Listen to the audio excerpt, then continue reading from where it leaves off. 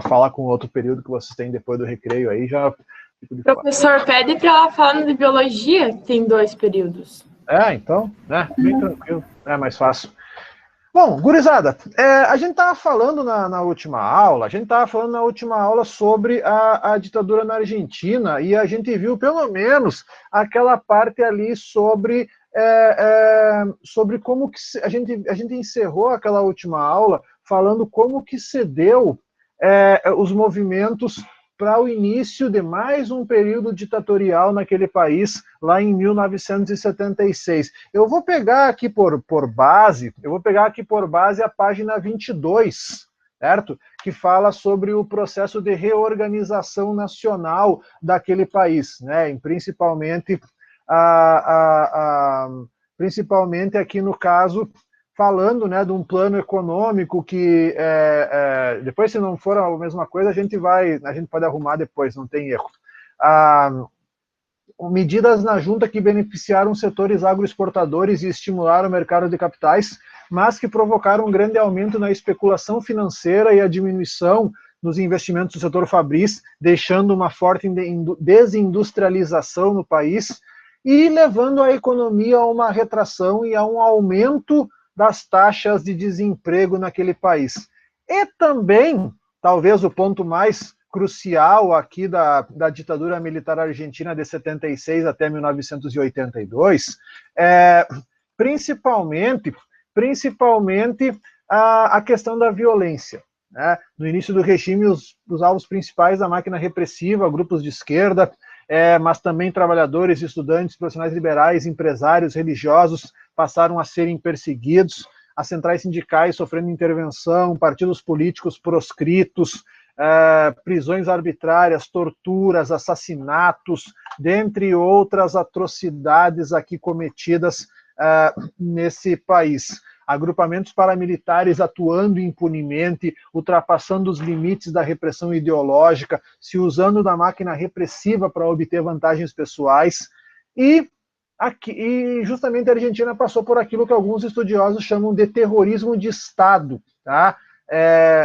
Autorizado, inclusive, pelo governo. Aliás, uma das práticas, na verdade, lá, um dos momentos mais simbólicos da ditadura argentina foi a Noite do Lápis, lá em 76, durante o governo Videla, quando 10 adolescentes são sequestrados das suas casas e levados a centros de detenção acusados de subversão escolar. Então, estudantes secundaristas participando de reivindicações pelo passe escolar são torturados e 6 deles desaparecem. Aliás, uma das práticas de extermínio da Argentina, a mais conhecida delas, era os chamados voos da morte, os vuelos de la muerte, aonde eles pegavam esses prisioneiros aí, amarravam uma pedra neles e jogavam eles no Rio da Prata. E depois, assim, a quantidade de corpos que aparecia boiando no Rio da Prata foi algo, assim, assustador.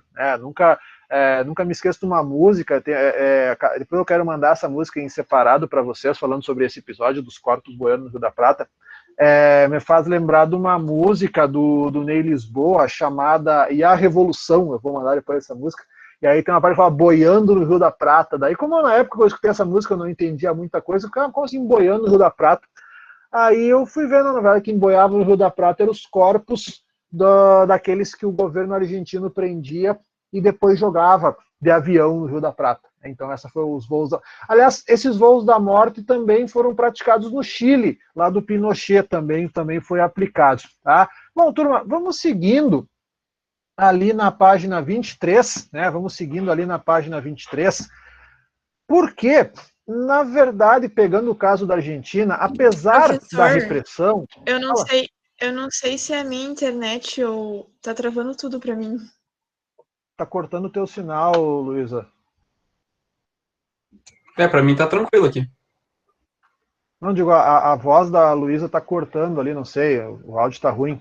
Não sei para vocês aqui. Assim, ela falou que achava que a internet dela tava ruim, ou se era tua e tal, daí eu falei que eu acho que era... Tá meio ruim. Eu tô ouvindo as vozes de vocês tudo cortada. Mas vamos vendo, vamos tentando. quem sabe normaliza a situação. Depois eu vou ver como é que ficou. Qualquer coisa eu gravo de novo depois, enfim, vamos tentando organizar essa parte aqui.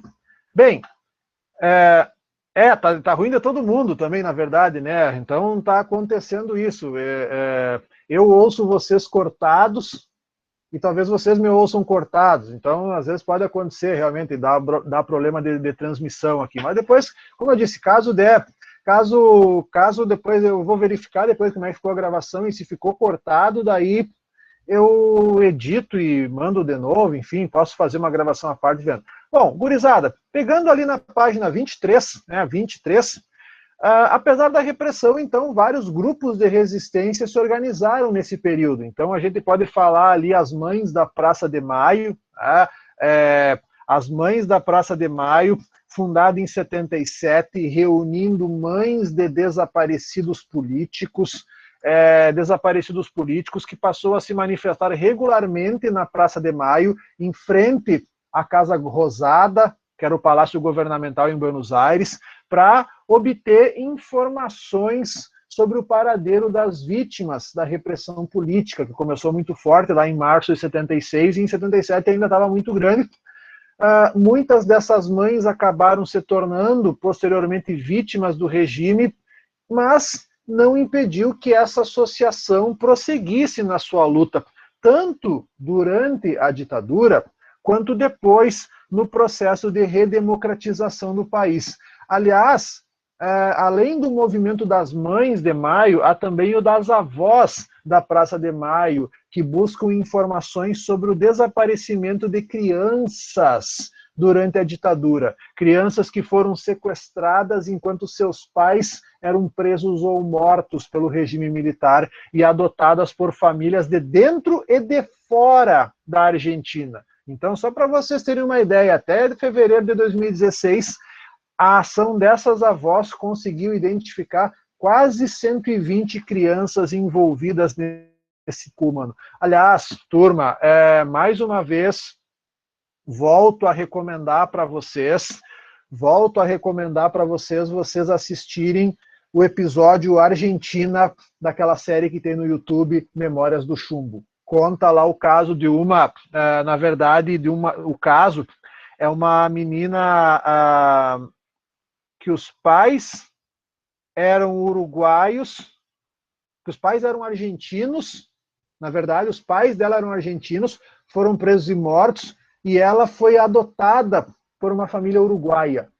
Aliás, tem um filme argentino, não vou lembrar o nome, eu vou tentar lembrar depois o nome desse filme, que fala justamente sobre esse caso de crianças que foram tomadas dos pais e foram encaminhadas para adoção por famílias ligadas ao governo. Aliás, tem um caso muito interessante aqui que aconteceu na Argentina há algum tempo atrás, que se descobriu que duas dessas crianças, que eu não vou lembrar qual que é o sexo, se era duas meninas ou era um casal, duas dessas crianças, filhas de desaparecidos políticos, foram parar, sabe, nas mãos de quem? De uma família que é dona do principal jornal da Argentina, o Clarín.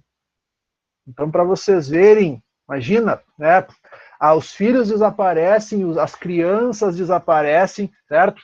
E mais uma coisa também para relacionar com esse fato, tá? É que, além de tudo isso que está acontecendo na Argentina, além de tudo isso que aconteceu na Argentina, no caso, desse início de governo repressivo, desse governo que desaparecia com crianças, que jogava pessoas de aviões, em 1978, nesse contexto, mesmo com todo esse contexto repressivo, mesmo assim rolou a Copa do Mundo na Argentina naquele ano. E aí é o seguinte, até nesse documentário que eu sugeri para vocês, que eu falei aqui para vocês agora, nesse documentário eles falam sobre que enquanto a Copa do Mundo estava rolando, ali em alguns estádios, perto de Buenos Aires, principalmente, dava para ouvir os gritos da torcida de locais próximos dali, aonde funcionavam alguns desses centros de tortura. O mais conhecido dos centros de tortura da ditadura militar argentina foi a Escola Superior de Mecânica da Marinha, da Armada, como eles chamam lá, a chamada ESMA. Lá na ESMA, muita gente foi torturada e morta e depois desaparecida naquele país, certo? Então aqui para a gente agora, deixa eu ver se vai abrir aqui um outro material. Centros clandestinos de detenção. Escola de Mecânica de la Armada, né, que hoje é um local transformado em memorial dos perseguidos da ditadura militar. Na verdade, na Argentina, foram criados, inclusive, campos de concentração oficiais, certo?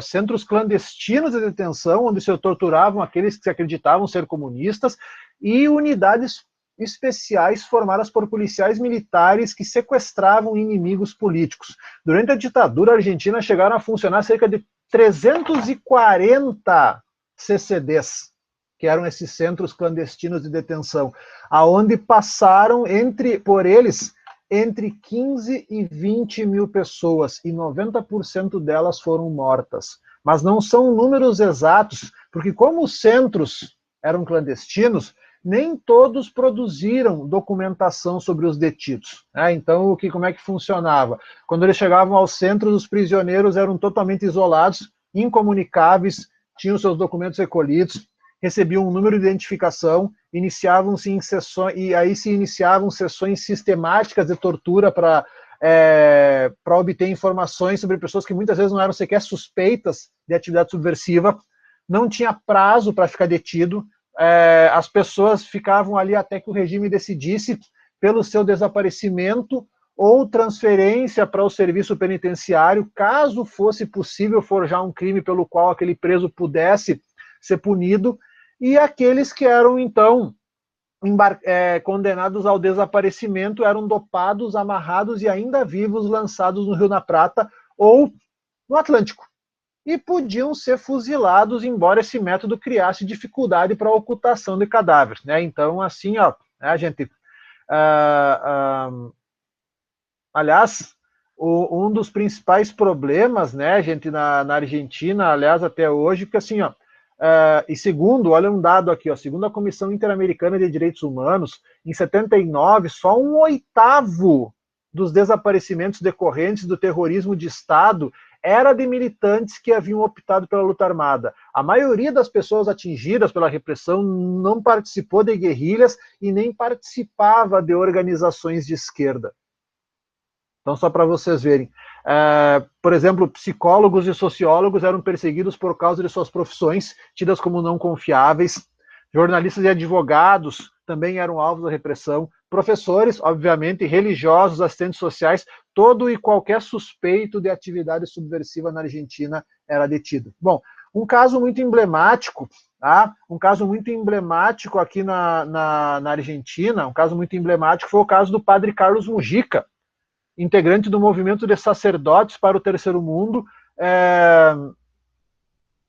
que comandou trabalhos sociais e conscientização política nas regiões mais carentes do país e inspirou muitas pessoas a participarem dessas ações, e uma dessas pessoas que participou foi a modelo internacional Marianne Erizzi, que conheceu o trabalho social desse padre, passou a participar de campanhas de auxílio aos mais pobres, mas em outubro de 76 ela desapareceu.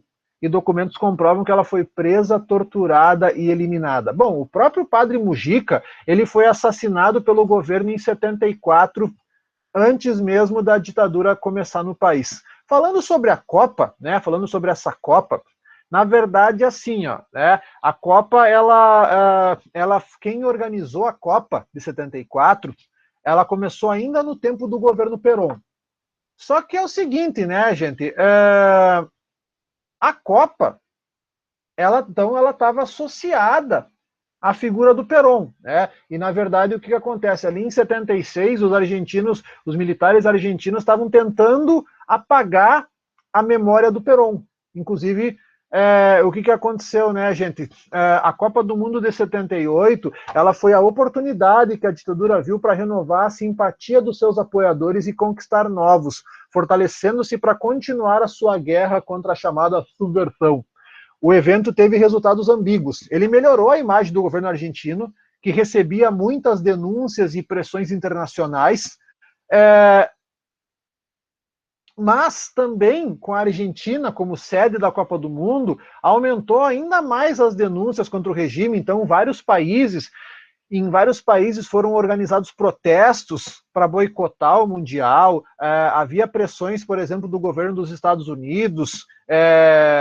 E aí, na verdade, assim, o que acontece? Quando a gente fala da Copa, né? A Copa. E outra coisa, em termos turísticos, a Copa foi um fracasso. Foi um baita fracasso. Eles esperavam 60 mil turistas nessa Copa e não apareceram mais do que 7 mil, além dos 2.400 jornalistas e 400 convidados. E no campo esportivo, para falar dessa Copa, uma informação também importante, pesou sobre os organizadores a acusação de que o governo teria comprado parte da equipe peruana num dos jogos decisivos do campeonato. O que acontecia? Se a Argentina não goleasse o Peru, perderia a oportunidade de jogar a final do campeonato. Mas, estranhamente, a seleção argentina ganhou o jogo por 6-0. Assim, como é que funcionava para chegar na final da Copa? Não era mata-mata, eliminatória, que nem acontece hoje naquela Copa. Foi organizado um quadrangular, onde chegou na semifinal Brasil, Peru, Argentina. Não, era um hexagonal, não me lembro agora. Daí o que aconteceu? Era Peru, Argentina, Holanda, Itália. E aí fizeram esse quadrangular. A Argentina precisava golear a seleção peruana, fez 6-0, chegou na final, era para ir o Brasil e não a Argentina. E aí passou para a final a Argentina para jogar a final contra a Holanda. Aí a final contra a Holanda, ela foi, a Argentina venceu a final ali contra a Holanda. Até poderia mostrar aqui para vocês um depoimento. Deixa eu ver se vai funcionar aqui. Uma coisa.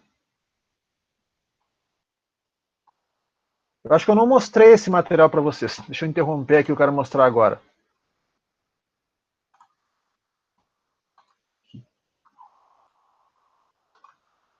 Esse é um trecho do documentário.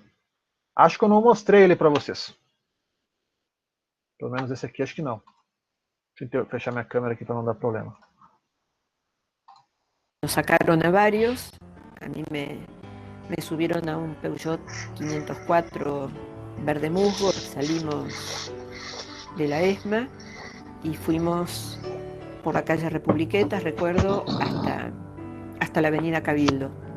Y cuando llegamos a la avenida Cabildo, una avenida importante de la ciudad de Buenos Aires, yo no podía creer lo que estaba viendo. Simplemente se estaba gritando Argentina, Argentina y celebrando que había terminado un mundial y que la Argentina que vivía bajo dictadura, había resultado victoriosa.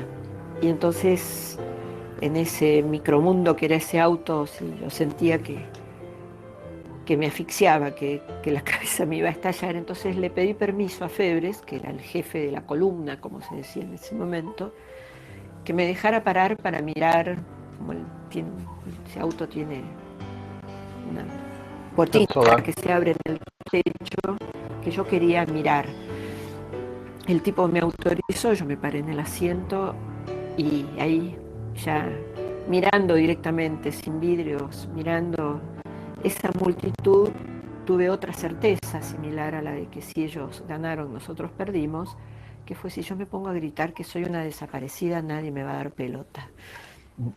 Y empecé a llorar hasta que, bueno, al final me senté nuevamente. Dragado pela multidão que vibrava com o título mundial, o carro não teve como sair do lugar. A solução dos militares dá cores ainda mais fortes a esse enredo kafkiano. Deixar o carro e ir para um restaurante. Todos juntos à mesa, genocidas e condenados. Nosotros, entre víctimas, entre prisioneros y secuestradores, éramos unos cuantos. Recuerdo que nos armaron una larga mesa en un salón que habilitaron porque estaba todo lleno, Y ahí nos sentamos y nosotros, es tremendo juntar en ese nosotros a ellos y a los prisioneros, cantábamos los cantitos del Mundial, y nuevamente sentí que no aguantaba más. Estando ahí, entonces pedí permiso para ir al baño. Fui al baño, me encerré a solas con el inodoro, digamos, y agarré el lápiz de labio, y saqué el lápiz de labio y empecé a escribir en la pared: Macer asesino, milicos asesinos, vivan los montoneros. Y escribí eso hasta que se me acabó el lápiz de labio. Y cuando terminé de hacerlo, yo siempre digo que bueno, que en ese baño inmundo me sentí libre. Pero bueno, volví a sentarme Montonero a la mesa, era un grupo guerrillero. y ahí en la mesa volví a ser la prisionera, el 008, que era desde el 18 de octubre del 77, porque empecé a pensar, y si ahora se dan cuenta, piensan que tardé mucho estando en el baño, y van al baño y miran, y ven que lo que está pintado en la pared tiene el mismo color del lápiz de labio que tengo yo, o sea, volví a ser la prisionera, y volví a vivir esa sensación de que ellos eran los dueños de decidir mi muerte, pero que eran los dueños de mi vida también. Terminamos de comer, siguieron los cantitos y después nos devolvieron otra vez a la capucha, a la pecera, al campo de concentración. Bueno, y hubo compañeros que lo fueron a celebrar y que separan esa fiesta popular, esa pasión que es el fútbol, que a veces hasta se abstrae de todo el contexto. Lo puedo entender racionalmente, digamos, pero hay un pedazo mío que termina de que me resulte insoportable ese recuerdo, ¿no? Esa certeza que tuve, si yo digo lo que estoy viviendo yo, lo que está pasando con tantos, con miles, no me van a dar pelota eso. Y la otra certeza, lo que sí fue una certeza, es: estos hijos de puta no hacen nada gratis. No me llevaron a mí y a otros compañeros para que tuviéramos ese momento de compartir la alegría, sino que fue mostrarnos: ven, imbéciles, ustedes están acá adentro, miles como ustedes ya no están. Y la gente sale igual y festeja y está contenta. Y cuando Videla, Macera y Agosti estaban en la cancha de River y levantaban el dedo así, y la gente aplaudía y vivaba, y los jugadores de fútbol llegaron a recibir la copa de manos de ellos. É pesado aqui, né, turma? Mas isso realmente foi, né? Então isso foi o que realmente aconteceu ali, né? No caso da Argentina, durante a Copa, essa repressão toda. Mas a Argentina, a ditadura argentina, a propaganda toda, né, gente, essa propaganda toda que foi feita nessa questão aqui né, essa questão toda que a gente vai ver aqui, ó, mesmo com a questão da violação dos direitos humanos e a consequente pressão internacional, o Videla, ele ficou no poder por 5 anos. E, em 81, ele foi substituído principalmente porque ele não conseguiu reverter o quadro de recessão econômica que a Argentina passava. Para tentar sair da crise, o ministro da Economia intensificou o modelo neoliberal no país, tentando copiar o modelo chileno, mas isso aumentou ainda mais a dívida externa do país. Não houve a estabilização dos preços, não houve crescimento econômico, não houve uma melhor distribuição de rendas. Várias fábricas e pequenos e médios empreendimentos fecharam, aumentando o desemprego. E aí, no lugar do Videla, entrou um outro general chamado Roberto Viola. O Viola também não conseguiu dar conta, e 9 meses após a posse do Viola, o general Leopoldo Galtieri assumiu a presidência, e que para ele também superar a crise econômica era complicado, e aí para tentar diminuir a oposição aos militares, que só crescia, o Galtieri lança uma investida patriótica para tentar unir a nação contra um inimigo comum a todos os setores. E aí, em abril de 82, sob o governo do Galtieri, os argentinos entram em guerra contra a Grã-Bretanha. Os argentinos queriam recuperar o arquipélago das Malvinas, no extremo sul do país, que era uma área dominada pelos britânicos desde o século XIX, as chamadas Ilhas Falkland, certo? E durante o conflito, chamado de Guerra das Malvinas, o governo argentino forjou, por meio de intensa propaganda nacionalista, um clima de unidade interna, conseguindo obter, assim, uma relativa trégua nas críticas que recebia. Como é que funcionou? Então, com o pretexto de... Olha só, né? Olha o lance, qual foi o pretexto para iniciar a guerra? Com o pretexto de defender operários argentinos que trabalhavam temporariamente nas Malvinas, ou Ilhas Falkland, que é o nome original, e que estariam sofrendo pressão inglesa para deixar o país, a ilha, no caso, o governo argentino cria um conflito diplomático enviando 5.000 soldados para o território na noite de 1º de abril de 82, tomando o controle total do arquipélago no dia seguinte. Na verdade, esse território das Malvinas, eles haviam sido ocupados pela Grã-Bretanha na segunda metade do século XVIII, mas os espanhóis passaram a disputá-lo, alegando que as ilhas estavam nos domínios do vice-reino do Prata.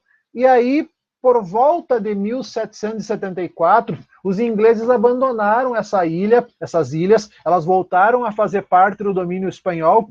Mas, no começo do século XIX, os britânicos invadiram a região sul do continente e invadiram também as Falkland. E após a consolidação da Argentina, da independência da Argentina, o país passou a disputar o domínio dessas ilhas com os britânicos. E aí, a partir de 1833, os britânicos retomaram o controle dessas ilhas. Então, assim, quando o regime argentino optou por invadir as Ilhas Malvinas, havia quase um século e meio que esse arquipélago estava sob o controle da Grã-Bretanha.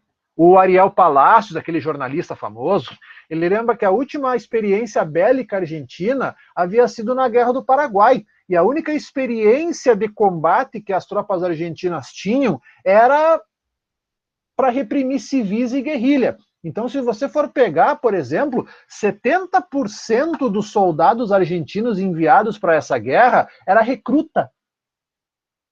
E outra coisa, mal armados, mal alimentados, mal vestidos. Na verdade, turma, a Argentina nunca aceitou a retomada do controle das Malvinas pelos britânicos. E eles reivindicavam, como eu disse para vocês, a posse desse arquipélago desde lá, 1833. E mais uma coisa para falar aqui sobre as Malvinas, mais uma coisa aqui para falar sobre as Malvinas, é que havia indícios da existência de petróleo na região. As ilhas serviam de base para a exploração de recursos marinhos e porto intermediário para navegações que iam para a Antártida. Então, inicialmente, os generais pareciam ter atingido os objetivos militar e político. E mais uma coisa do raciocínio argentino era de que a Grã-Bretanha não enfrentaria essa guerra porque internamente a primeira-ministra britânica, a Maggie Thatcher, a dama de ferro do Partido Conservador, ela estava passando por uma crise política em decorrência de uma série de reformas neoliberais e seguidos protestos contra essas medidas na Inglaterra, certo? Essas medidas neoliberais que reduziam gastos com programas sociais e geravam desempregos.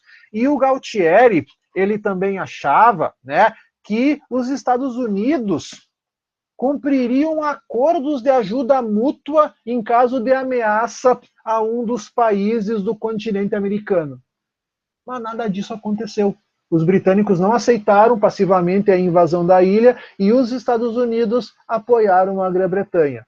E aí, então, se você for pegar no final dessa guerra, a Argentina contabilizava, além da derrota, 700 mortos e mais de 1.000 feridos. E o interessante é que desses 1.000 feridos que aparece ali na Guerra das Malvinas, a grande maioria mutilado, porque com certeza influenciaram. Só que depois, na hora de defender, de apoiar os argentinos, apoiaram os ingleses. Porque naquele momento, assim, né, cara, a ditadura argentina, ela estava muito desmobilizada. E outra coisa, né, Fábio, A Inglaterra, ela era governada pela Maggie Thatcher. Os Estados Unidos estavam começando, os Estados Unidos estavam em crise ali. Tá? Ainda não era o Reagan o presidente. Os Estados Unidos, com o Reagan, vai adotar o mesmo programa neoliberal da Inglaterra. E aí os Estados Unidos, na verdade, os Estados Unidos preocupados com a questão da violação dos direitos humanos, já que era o governo Carter, ele, não vou ajudar os argentinos, vou ajudar os britânicos. E realmente, os Estados Unidos eles influenciaram a ditadura militar argentina, mas depois que o governo Carter, que foi um cara muito conhecido pela defesa dos direitos humanos, começou a combater, os Estados Unidos não ajudaram a Argentina. Então, o que aconteceu ali, ó, certo? Houve a guerra eu estava falando que desses presos, desses feridos argentinos, a maioria deles sem uma perna, porque os britânicos não atiravam para matar, atiravam no joelho para arrebentar a perna dos caras. Então, a maioria dos que sobreviveram, dos argentinos sobreviveram, tudo passaram o resto da vida andando em muleta ou em cadeira de roda. Então, eles não matavam, deixavam inválido. Né? Bem, o fato é que os militares, depois dessa derrota, passaram a ser questionados pela incapacidade de defender os interesses nacionais.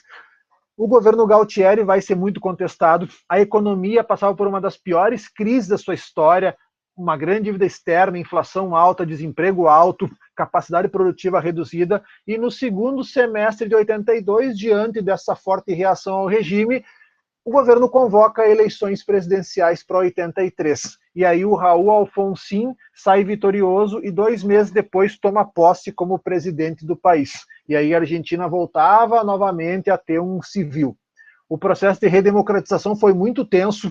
O governo Alfonsín iniciou uma ampla revisão do período militar, abrindo processos para investigar e julgar os responsáveis pela repressão. Vários setores militares reagiram, organizaram rebeliões e tentativas de golpe, mas grupos legalistas das Forças Armadas conseguiram conter e assegurar a permanência do governo civil. A precária situação econômica fragilizou ainda mais o governo, que enfrentou dificuldades para reestruturar o aparato industrial, valorizar a moeda, conter a carestia, conter a inflação. E apesar disso, o Alfonsín conseguiu dar posse para o próximo presidente eleito, outro civil eleito diretamente, o peronista, mas neoliberal, Carlos Menem. A verdade, até hoje, a Argentina enfrenta dificuldades financeiras em razão da má condução da economia pelos governos militares. É fato. A Argentina, até hoje, ela sofre... E aí, então, assim, as medidas dos governos militares, as medidas neoliberais do governo do cavalo, né, gente? Então, tudo isso acabou acontecendo aqui, né, gente? Então, isso são algumas coisas que a ditadura argentina, ela ainda legou né, digamos, deixou de herança para o futuro. Hoje é o caso chileno, tá? O caso chileno que foi uma exceção na América Latina devido à estabilidade política que apresentou no período posterior à independência, né? No caso, claro que a história do Chile, a história do Chile depois da independência, ela passou por alguns percalços, né? O Chile, no final do século XIX, logo após, quase uma década depois do final da Guerra do Paraguai, o Chile se envolveu numa guerra com a Bolívia e o Peru, uma guerra entre os anos de 1879 a 1883, conhecida como Guerra do Pacífico. Nessa Guerra do Pacífico, o Chile garantiu as regiões de Tarapacá e Antofagasta, ricas em guano, salitre e em outros minerais. Tá? Um conflito decidido muito mais a favor dos interesses do capitalismo inglês do que do capitalismo chileno, tornou o país mais independente da Inglaterra, que era quem detinha o controle de grande parte do salitre de Tarapacá e dominava o comércio internacional dessa importante matéria-prima lá no final do século XIX. O Chile teve um período de oligarquias conservadoras no poder. A partir de 1881, o Chile começa a ser governado por uma corrente liberal. Só um detalhe que eu não falei, né, sobre essa Guerra do Pacífico. Essa Guerra do Pacífico, lá entre 1879 e 1883, entre Chile, Bolívia e Peru, ela acabou resultando na perda da saída, da saída boliviana para o oceano. Então, se hoje a Bolívia é um país que ela está isolado dentro do continente americano, sem saída para o mar, é principalmente porque aquela região de Antofagasta, que hoje é norte do Chile, aquilo era território boliviano. Mas, enfim, então isso inclusive, até hoje gera algumas discussões entre os governos do Chile e da Bolívia. A Bolívia reivindica aquele território, enfim, só que ficou por isso mesmo, tá? Então, só um pouco. Bom, o Chile, ele uma coisa que é interessante para a gente falar do caso chileno é que ele teve, então, no caso, essa estabilidade, mas nesse nosso tema que a gente vai trabalhar hoje, a gente vai falar dos governos que antecederam o golpe militar de 1973, o outro 11 de setembro, que muita gente esquece. Sim, turma, o golpe militar no Chile ele aconteceu no 11 de setembro, porém no ano de 1973, que foi o ano onde aconteceu esse fato, né? Então, o Chile uma outra característica também, quando a gente vai falar aqui do caso chileno, é que antes do golpe de 73, ele foi o único país a ter uma experiência socialista de viés democrático, tá? Só que, assim como em outros países, o Chile esteve muito longe de ter a sua democracia consolidada durante boa parte do século XX. Bom, então o que a gente vai entrar aqui nesse tema, tá? Da sua independência até alguns anos antes do golpe, o Chile manteve-se à margem da instabilidade política que atingia a América Latina, né? Então, enquanto os outros países da América Latina e América do Sul passavam por uma série de instabilidades políticas, o Chile vinha mantendo essa estabilidade, registrando um crescimento do número de eleitores, a ampliação da liberdade de atuação política, até que a gente vai falar aqui, né, então, que em 1964, em pleno ápice da Guerra Fria na América Latina, né, em plena exacerbação da América Latina, o Eduardo Frei, é o nome do cara ali, Eduardo Frei Montalva, ele é eleito, certo? Em 1964 para governar até 1970. Então, durante o governo do democrata cristão, Eduardo Frei, um democrata cristão, ampliaram-se a organização interna e a participação política dos movimentos sociais, né? Então, ali a atuação de cooperativas camponesas, de sindicatos de trabalhadores urbanos, demonstrando a força da presença popular na política, aumentando o apoio aos partidos de esquerda, né? Aos movimentos de esquerda ali no Chile, né? No caso. Bom, mas o que vai acontecer para falar um pouco sobre o caso do Eduardo Frei? Bom, ele, para conseguir essa vitória pelo Partido da Democracia Cristã, que era o nome do seu partido, ele teve o apoio de setores conservadores para derrotar o já lá em 1964 candidato socialista Salvador Allende. O Allende, a plataforma dele de campanha, fazia a defesa de um sistema, um meio termo entre o capitalismo e o socialismo, buscando a construção de uma nova sociedade. Essa era a proposta do Frei. E é assim, aliás, a proposta do Allende, perdão. E aí, para falar um pouco mais, antes de nós falar sobre a vitória do Allende, né, a gente tem que falar um pouco sobre como que foi o governo do Eduardo Frei. Bom, o governo do Frei levou adiante uma série de reformas estruturais, principalmente reforma agrária e urbana, né? Na verdade, a reforma agrária ela visava a distribuição de terras, o estímulo à pequena e média propriedade rural e à produtividade e diversificação agrícola. A reforma urbana era pautada numa nova política habitacional voltada para reorganizar os bairros pobres.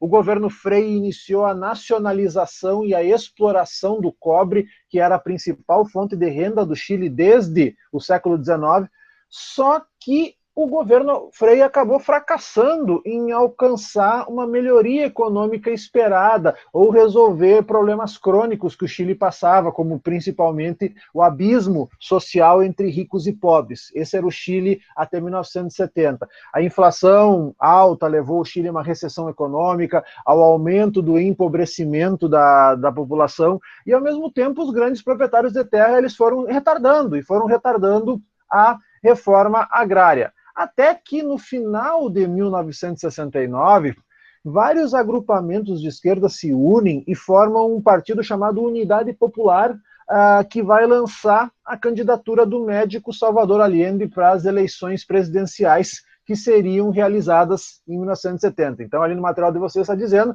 que ele havia concorrido já em 3 eleições, 52, 58 e 64, além de ter participado da fundação do Partido Socialista Chileno lá em 33, atuado como deputado, senador, ministro da Saúde, durante um governo lá nos anos 30, anos 40, né? Então, o Allende já tinha uma participação, uma atuação política conhecida dentro do Chile. Até que veio a eleição de 1970, né? Até que veio a eleição em 1970, e essa eleição ela teve uma vitória muito apertada dele, né? Na verdade, ele diz aqui que ele venceu a votação popular com apenas 1,4% a mais de votos do que o segundo colocado, o conservador Jorge Alessandri, tá? Aí, apesar da atuação de setores conservadores que tentaram impedir a sua posse, o Allende consegue assumir a presidência do Chile com o apoio da democracia cristã, que foi a terceira colocada na disputa. Mas assim, deixa eu só mostrar para vocês o resultado, quanto que deu o resultado da eleição do Chile. Só para ver uma coisa. A eleição no Chile, ela deu... Deixa eu ver uma coisa aqui, quanto que deu o resultado.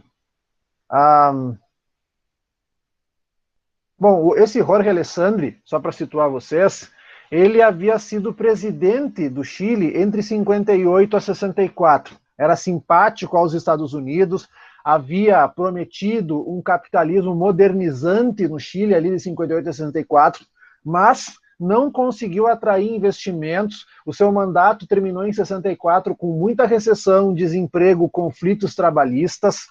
Então aí é um ponto. A eleição, como é que ela foi aqui o resultado?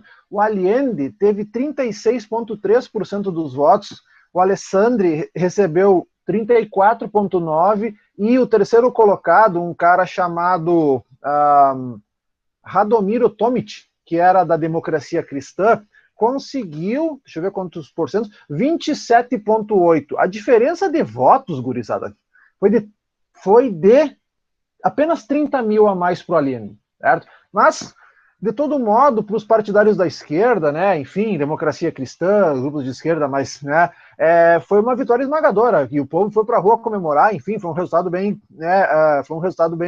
comemorado lá no Chile. Só que é o seguinte, né, conforme a Constituição que vigorava no Chile desde 1925, se nenhum candidato conseguisse mais de 50% dos votos, era o Congresso quem deveria referendar o candidato vitorioso entre os dois mais votados.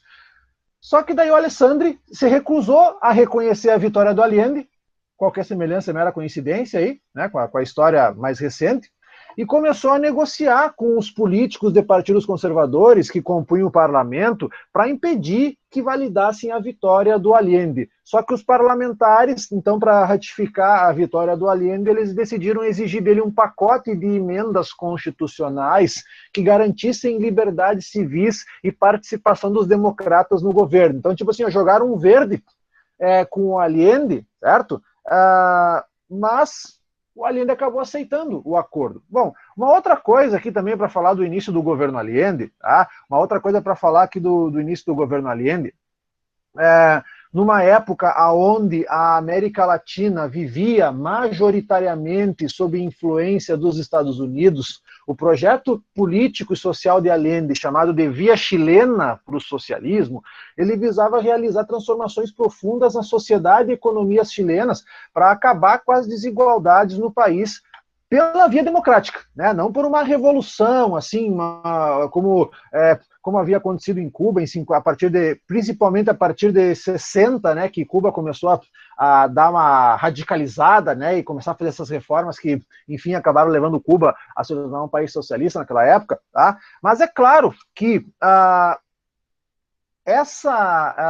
essa vitória do Allende, ela vai encontrar uma oposição bem pesada, principalmente dos Estados Unidos, que na época da eleição do Allende era governado pelo republicano Richard Nixon, um anticomunista ferrenho, que começou a pressionar os credores internacionais para que suspendessem os empréstimos ao Chile, diminuindo a confiabilidade do governo e das empresas chilenas e gerando um pânico financeiro em Santiago, né? Então, assim, o governo do Allende ele já começava sob a sombra de uma ameaça vinda, como é que a gente chama, do grande irmão do norte, né? O grande irmão do norte que é os Estados Unidos, né? E aí é claro que dentro dessa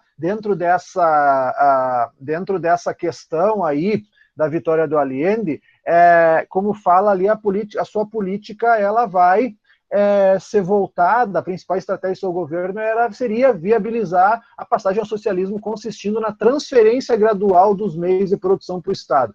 E o Chile, né, gente, apesar de ter uma certa estabilidade política, ser o país mais estável ali da região do que os outros países, porque vamos recapitular um pouco. O Brasil, durante o século XX, passou por várias instabilidades políticas, né? Vale lembrar que ali nos anos 50, a crise da posse do Getúlio, aliás, a crise da vitória do Juscelino, a morte do Getúlio, a crise do Jânio Quadros, enfim, a Argentina, que passou por sucessivos golpes militares ali no século XX, o Uruguai, que passou por algumas instabilidades também, a Bolívia, que já vivia sob uma ditadura, e o Chile mantinha essa estabilidade política, mas ainda mantinha uma organização econômica que dependia do capital estrangeiro, e ele era dominado principalmente por empresários e grandes proprietários de terra. O latifúndio predominava no meio rural, então limitando o acesso dos camponeses à terra, e os setores industrial e bancário eram controlados por um número pequeno de empresários, e a exploração dos minérios ela era feita principalmente por por organizações, no caso, estrangeiras. Então, qual que era a ideia do Allende? A ideia dele era nacionalizar e estatizar mineradoras e parte importante do setor financeiro. E também, né, dentre outras coisas, aqui fala do seu governo, né, está bem especificado ali, a questão da reforma agrária no Chile, né? Então, aqui a questão da reforma agrária no país, e que mais que fala? A ampliação da participação dos trabalhadores no gerenciamento das empresas, propor a ampliação do número de empregos, o aumento dos salários, a diversificação das exportações e parcerias comerciais, rompendo com esse quadro que o Chile passava durante até aquele período de subordinação do país ao capital estrangeiro. Mas assim, também, turma, uma coisa aqui para falar um pouco mais, né, gente, um pouco mais para comentar aqui, tá? Que tem uma coisa, um fator marcante, né, já que os Estados Unidos indiretamente vão começar a boicotar o Chile a partir da vitória do Allende, aí o Allende ele vai buscar se aproximar política e diplomaticamente de Cuba, que era uma coisa que uma parte expressiva da esquerda chilena e latino-americana desejava, né?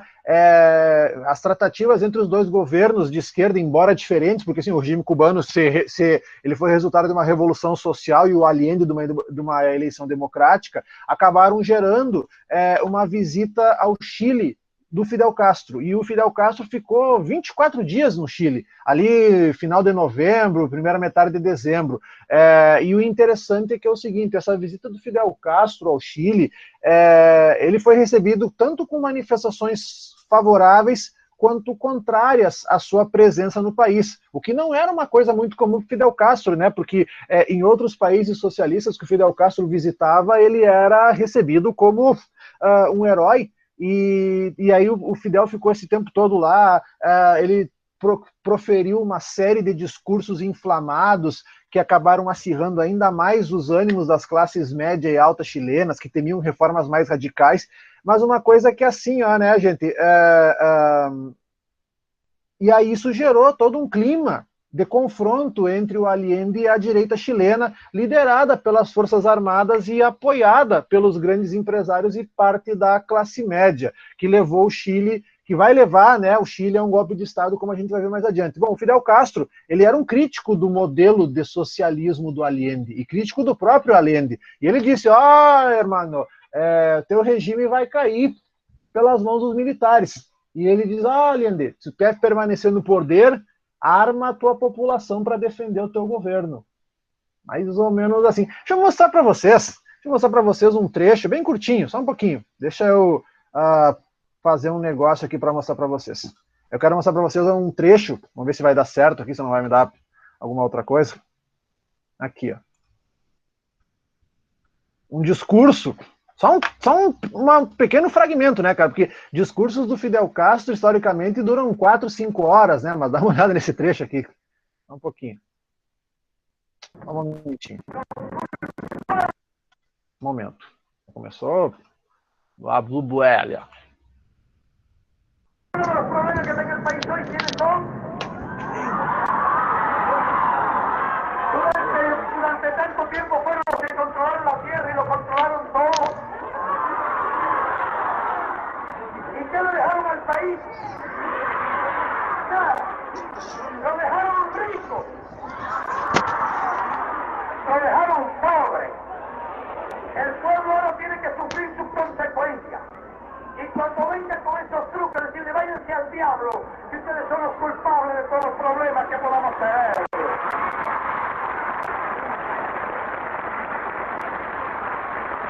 Váyanse al diablo. Y ahora nosotros vamos a construir nuestro futuro.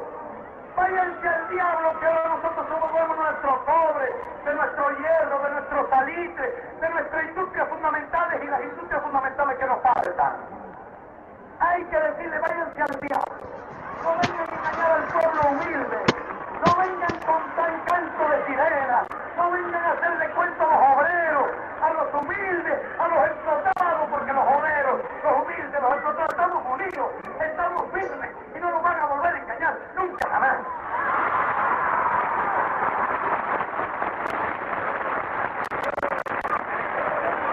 Es así. Con la verdad, con la verdad, con la verdad, con la razón, con la razón, con la razón, con la moral, con la moral, con la moral. Então aqui, turma, isso, né, então ali vocês viram uma parte desse discurso, enfim, então deixa eu colocar de volta aqui a apresentação para a gente poder continuar. Aqui, segue, pois bem, vamos tocar adiante aqui para a gente poder ver. Só que acabou, né, acabou que... após, né, então, na verdade, assim, desde o início do seu mandato, o Allende começou a tomar essas medidas, né, expropriar empresas, ocupar terras improdutivas no campo, nacionalizar o cobre, radicalizar a reforma agrária, redistribuindo 6,4 milhões de hectares de terra, comprando ações de bancos. E, claro que a reação dos setores afetados, ela vai ser rápida, né? Então, ali, os chilenos vão acabar se dividindo diante desse novo governo. Para alguns, ele representava a possibilidade do Chile superar essa condição de dependência do capital estrangeiro e um caminho para combater as desigualdades sociais no país. Outros consideravam que o avanço dos segmentos populares colocaria em risco a estabilidade econômica e o equilíbrio político dos chilenos, e as pressões contra as reformas empreendidas vão aumentando rapidamente. Os investimentos externos vão começar a serem reduzidos, a produção industrial vai começar a entrar em queda.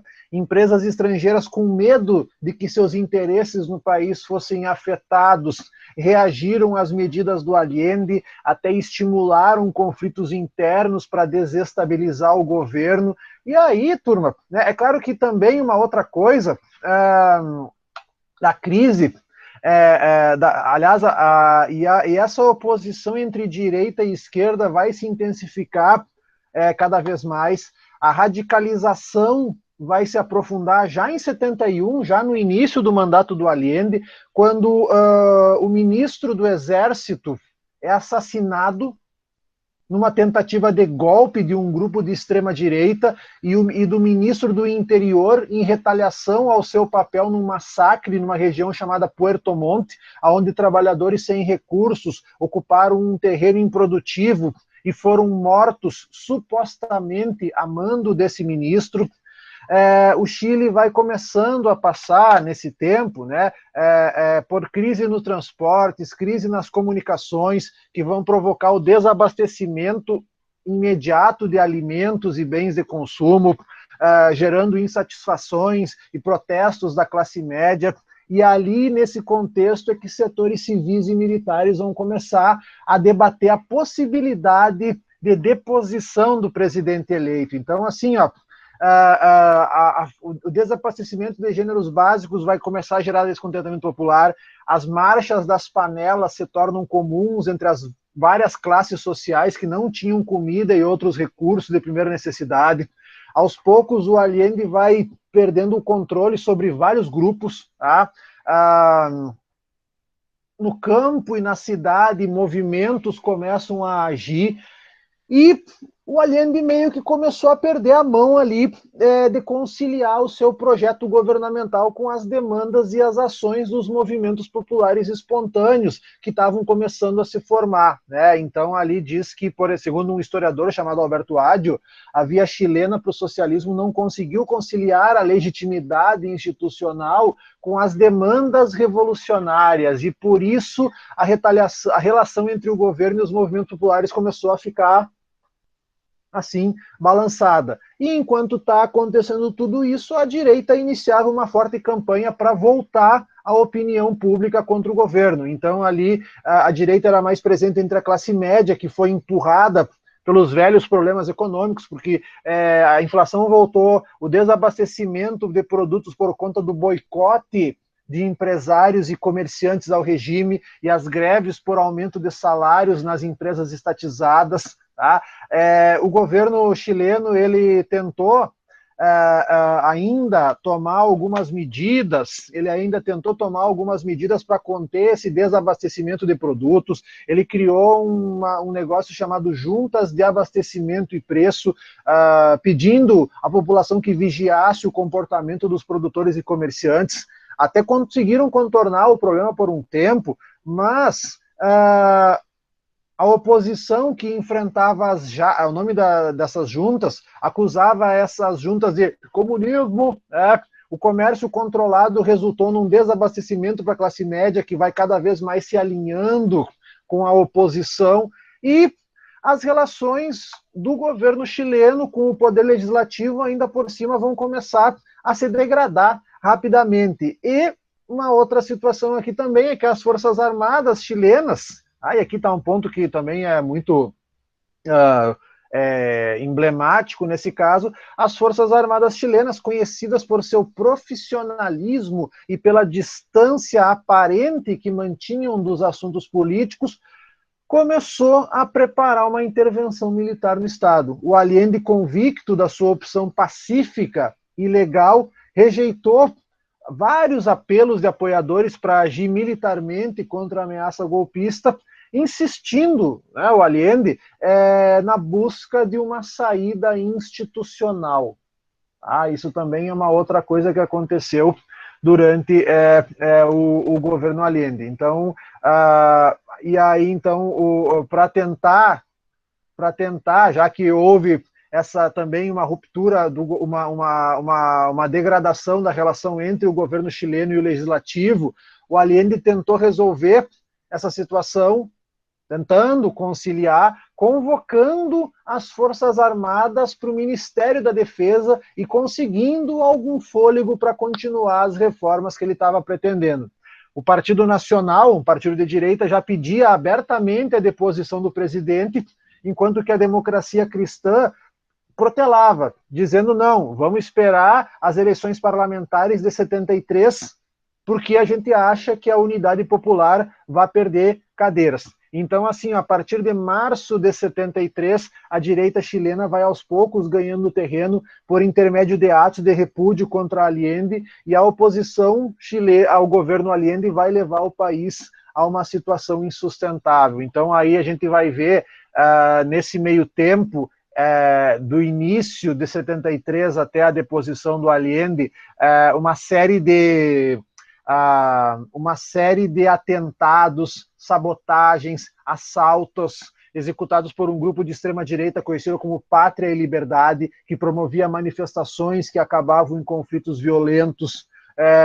Os grupos de direita e opositores de Allende contavam com o apoio de sindicatos patronais que tentaram bloquear diversas vezes a economia, impedindo, por exemplo, a circulação de frota de transportes, tentando parar a produção e a exportação do cobre. Houve um primeiro levante armado contra o governo por parte de uma guarnição militar no dia 29 de junho de 73, conhecido como Tancaço ou Tanquetaço, que foi uma tentativa frustrada de golpe por parte da extrema-direita. Um oficial reconhecidamente neofascista conduziu um regimento blindado e atacou de surpresa o Palácio Presidencial. A tentativa foi rapidamente debelada por um general legalista chamado Carlos Prates e por tropas leais ao Allende, mas o Tancaço resultou em 20 mortos, em 9 feridos, e foi apenas o prenúncio daquilo que viria posteriormente. Tá? Com esse Tancaço, o discurso da direita vai ganhando força entre setores que defendiam que só a queda do Allende e a ascensão de um governo forte e liderado pelos militares salvaria o país do caos, do comunismo e etc. Só que mesmo insuflado por setores da esquerda, né, da extrema esquerda, o Allende não dissolveu o Congresso. Só que o presidente já não tinha o apoio da maioria e isso o impedia de tomar medidas necessárias aí para conter a crise. Bom, o fato é que desde o Tancaço, que foi no dia 29 de junho, até o golpe de 11 de setembro, o governo chileno perdeu o controle das Forças Armadas, o parlamento se rebelou contra o executivo e a imprensa e parte da população passaram a pedir abertamente que o Allende renunciasse. E aí, né, gente, embora frustrado, o Tancaço serviu para que os conspiradores identificassem os pontos fortes e fracos da segurança do governo. E aí, nesses meses seguintes, os generais que tramavam o golpe procuraram enfraquecer os grupos que apoiavam o Allende, especialmente os trabalhadores industriais, grupos de esquerda, camponeses, estudantes.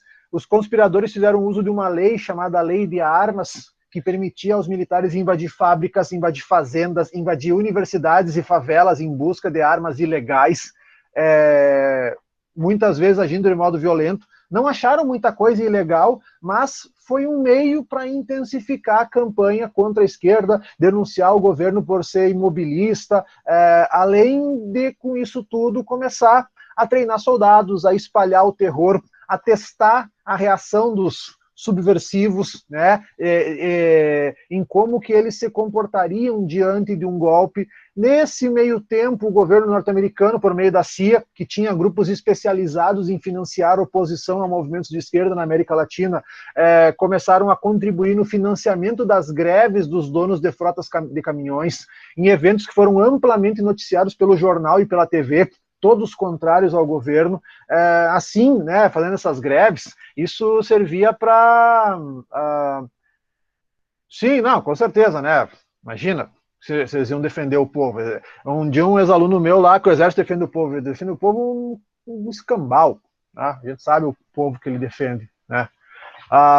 O fato é que, então, com esse apoio do governo dos Estados Unidos através da CIA, isso ia asfixiando a economia chilena, colocando a população contra o governo, e também a CIA começou a enviar agentes para treinar os militares para efetivar o golpe. Bom, o comandante constitucionalista mais próximo do Allende, o capitão da Marinha, Arturo Pet, foi assassinado no dia 27 de julho de 73 por membros desse grupo Pátria Liberdade. Além disso, pouco antes do golpe, os comandantes militares fiéis ao presidente renunciaram aos seus cargos, porque já não conseguiam mais controlar os militares que se insurgiam. E aí, para tentar conter as insubordinações, em agosto de 73, o Allende convida o general Augusto Pinochet, um dos militares ligados às tramas golpistas, para comandar o exército. Tipo assim, ó, tu entregar o controle do galinheiro para a raposa. Tipo isso. Tá? Então, assim, ó, erro grotesco, né? Assim, ó, o Pinochet já vinha conspirando, né? E acreditando, olha só, né? O Allende nomeou o Pinochet acreditando no seu comportamento apolítico e no seu respeito pela hierarquia. Só que 18 dias depois da nomeação do Pinochet nomeando ele para, né, como o militar ali mais próximo, né? Então, como está dizendo ali, para comandar o exército, 18 dias depois, era justamente o Pinochet que estava liderando o golpe, né? Claro, né? Já que ele se beneficiou da posição que ele tinha para organizar a insurreição por dentro da coisa, tá? Então, ali, no dia 11 de setembro de 73, as Forças Armadas chilenas iniciaram um ataque maciço contra a ordem institucional vigente. Eles não começaram de primeiro atacando Santiago, tá? Antes eles tomaram a cidade de Valparaíso, tipo 6 da manhã, tomaram a cidade de Valparaíso, às 6:30 da manhã chegaram a Santiago, junto com o alto comando das Forças Armadas, o Pinochet e outros generais. Às 7:30 da manhã, o Allende chegava ao Palácio La Moneda, tá, para tentar resistir ao golpe, né? Os militares ocuparam as rádios e o parlamento, prenderam membros ou colaboradores do governo e bombardearam o Palácio La Moneda, que era a sede que ainda é hoje a sede da presidência da República no Chile. O Allende conclamou a população a resistir contra os golpistas, mas era tarde, né? O Allende havia sido abandonado pelas Forças Armadas e tinha apenas com ele a sua guarda pessoal. Portava uma AK-47 que o Fidel havia presenteado na sua visita, e ele ainda teve tempo de fazer um pronunciamento para a nação, acusando de traição os líderes do golpe, afirmando que não iria renunciar e lastimando por não ter tido força para conter a conspiração, né? Ele chegou a dizer assim, deixa eu achar aqui a parte que ele disse. E é interessante, né? Porque quase 2 anos antes, ele já meio que prenunciava a sua catástrofe. Um germe fascista mobiliza determinados setores contra meu governo. E ele teria dito, um pouco antes de morrer, onde é que está aqui? Onde é que ele fala aqui sobre Eu estava vendo aqui uma parte sobre o Allende, da Popular, a queda de Allende. Os generais traidores não sabem o que é um homem honrado. Assim se escreve a primeira página dessa história. Meu povo e a América escreverão o resto. Então os militares desocuparam os prédios ao redor da Praça do Palácio, os tanques se posicionaram nas esquinas e cantos das ruas, apontando seus canhões para o palácio, para surpresa de uma multidão que insistia em ficar ali observando tudo que estava acontecendo. Pouco depois, os tanques começaram a bombardear o palácio, recebendo de volta tiros de uma juventude, de um grupo chamado Juventude Socialista, que havia se colocado num dos prédios ao lado do palácio. Só que o poder de fogo dessa gurizada era inferior ao dos militares. E, as últimas palavras, fala: colocado numa encruzilhada histórica, pagarei com minha vida a lealdade ao povo. Ao meio-dia, jatos da Força Aérea Chilena começaram a bombardear o palácio, provocando incêndios. E aí o Allende se despede dos seus companheiros mais próximos e segue para o Salão da Independência, aonde se mata. O fato, turma, é que a morte do Allende ela gerou durante muito tempo controvérsias, porque se suspeitava de que ele tivesse sido assassinado e não se matado. E as suspeitas eram tão grandes que em maio de 2011 o corpo foi exumado para uma autópsia e foi comprovado que realmente ele havia se matado, para não se entregar. Bom, enfim, o golpe militar no Chile obviamente recebeu o apoio de outros governos, como o Brasil. O Brasil também auxiliou no treinamento de soldados, no treinamento do aparato repressivo que se instalou no país. Os Estados Unidos, bom, na época, em 73, o Brasil ainda era governado pelo Médici, né? Então o Médici foi o auge da repressão. Os Estados Unidos participaram por meio dos órgãos de inteligência, colaborando com os golpistas, e de empresas privadas que operaram como informantes do governo dos Estados Unidos. Tem até aqui umas imagens para mostrar para vocês. Espera aí um pouquinho, deixa eu mostrar aqui antes que feche. Vou mostrar aqui para vocês. São algumas das imagens. Vamos ver uma coisa aqui, ó. Sobre a tomada. Eu achei que ia trabalhar todo o Chile hoje, mas não vai rolar. Então essa aqui é uma cena, né, das tropas cercando o palácio, La Moneda. Aqui o Allende, com um fuzil no ombro, protegido pela sua guarda pessoal. E aqui a AK-47. Aqui, então, o governo, os militares tomando o palácio, como vocês estão vendo. Aqui um incêndio do palácio após os bombardeios. E aqui, um ano depois, soldados queimando livros de tendência marxista em Santiago. E essa aqui é talvez uma das cenas não tão conhecidas quanto vocês. Membros de partidos de esquerda torturados e mortos no Estádio Nacional de Santiago, esse estádio que ainda funciona, né? É o principal estádio lá do Chile, Estádio Nacional, após o golpe de 11 de setembro de 1973. Sim, o Estádio Nacional de Santiago, ele serviu como prisão, como campo de concentração ali, nos primeiros dias após o golpe. Conta-se que várias pessoas foram mortas lá dentro. Conta-se que tem pessoas enterradas debaixo do gramado do estádio, certo? Também sugiro para vocês, para compreenderem o caso chileno, assistam o episódio do Chile sobre o episódio do Chile sobre aquela série Memórias do Chumbo. Recomendo para vocês, tá?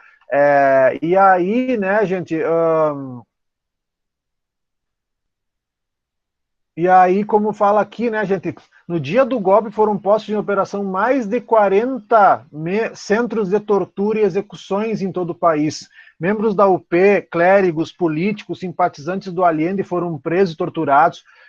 Muitas mortes por fuzilamento em plena luz do dia em lugares públicos, certo? E no dia seguinte ao golpe, a junta determinou a suspensão da Constituição. Ou seja, todos os direitos civis estavam suspensos. O Congresso fechado e todos os partidos de esquerda e na ilegalidade, todos os partidos de centro dissolvido e os partidos de direita também que apoiaram o golpe, todos foram dissolvidos. E foi implantado no país um estado de guerra. Tá?